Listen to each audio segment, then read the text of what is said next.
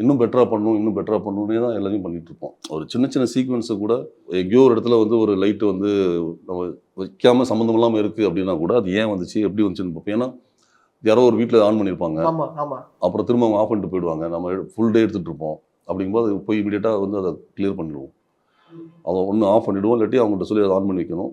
Maximum of பண்ணிடுவோம். ஏன்னா, அவங்க டிஸ்டர்ப் பண்ணக்கூடாதுல்ல பப்ளிக்க. கண்டிப்பா. அதனால நீங்க ஃப்ரேம்ல பார்க்குற எல்லாமே கிரியேட் பண்ண லைட்ஸ். எதுவுமே இது பண்ணது கிடையாது. அங்க இருக்கிறது கிடையாது. ஆனா எல்லாத்தையுமே கிரியேட் பண்ணணும். ஓகே. அண்ட் அந்த கார் சீன் இருக்குல்ல சார். ஒரு வின்டேஜ் கார்ல வருவாரு அந்த ஃபிளாஷ்பேக் மொமெண்ட்ல. அது வந்து அதுக்கப்புறம் உள்ள போய் அந்த நாட்டு வெடிகுண்டு போட்டு உடைச்சு எல்லாம் பண்ணுவார் இல்லையா? ஸோ அதோட மேக்கிங்கும் அந்த லைட் எஃபெக்ட்ஸ் வர்றது அதெல்லாம் நெறைய பேசப்பட்டது.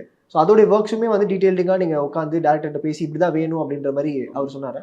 கம்ப்ளீட்டா டைரக்டரோட டிஸ்கஸ் பண்ணி ஸ்கிரிப்ட் எல்லாம் ஆஸ் எ சினிமாட்டோகிராஃபரா என்னோட ரெஸ்பான்சிபிலிட்டி டிஓபியா என்னன்னா, ஒரு ஃபில்ம் மேக்கிங்ல நீங்க அந்த டைரக்டருடைய விஷன எவ்வளோ பெர்ஃபெக்ட்டா நீங்க எடுத்துட்டு வரீங்க அப்படின்றது ரொம்ப முக்கியம். அதுக்கு நீங்க lensing, camera movement and lighting pattern, colour scheme இதெல்லாமே வந்து நமக்கு சப்போர்ட் பண்ணும். அது எல்லாத்தையும் இப்படி தான் இருக்கும் அப்படின்னு சொல்லி பண்ணி தான் அது ஒர்க் அவுட் பண்றது.